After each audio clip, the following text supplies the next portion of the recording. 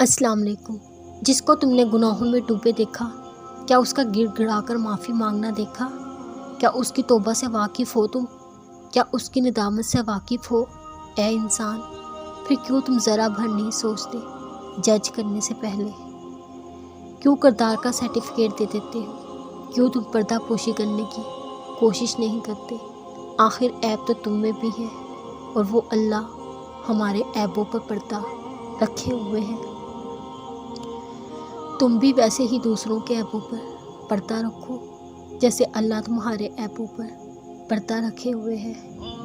کبھی سوچا ہے جو اللہ تمہارے عیبوں پر پردہ رکھے ہوئے ہے، اگر وہ پردہ نہ رکھے، کوئی تمہارے ساتھ بیٹھنا بھی پسند نہ کرے؟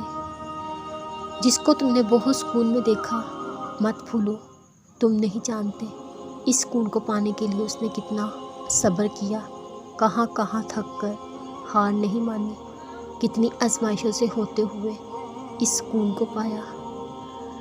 پھر کیسے سوچ لیتے ہو اگر کوئی سکون میں ہے تو میں کیوں نہیں؟ اگر کوئی سکون میں ہے، اتنی آسانی سے کیسے مل گیا سکون؟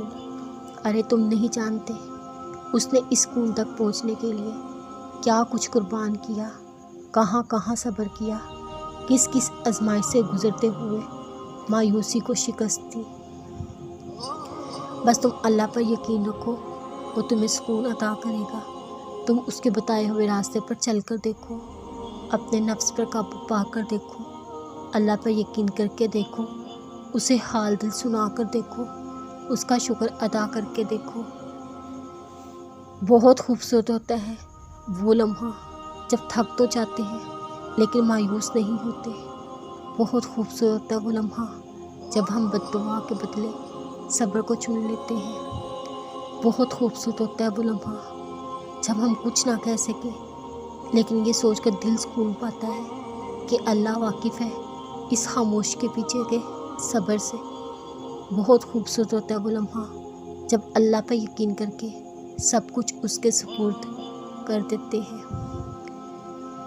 بہت سی آزمائشوں سے گزرنا پڑتا ہے، بہت سی ٹھوکریں ضروری ہوتی ہیں، تبھی تو وہ لمحات اور زیادہ خوبصورت لگتے ہیں۔ جب اجر مل جاتا ہے، صبر کا پھل مل جاتا ہے، یقین کا صلہ مل جاتا ہے، سکون مل جاتا ہے، اللہ کی محبت، اس کی تڑپ مل جاتی ہے۔ جب بد دعا کے بدلے صبر چن لیا جاتا ہے، جب اپنے معاملات اللہ کے سپرد کر دیے جاتے ہیں، جب انسان تھک تو جاتا ہے مگر اللہ کی رحمت سے مایوس نہیں ہوتا۔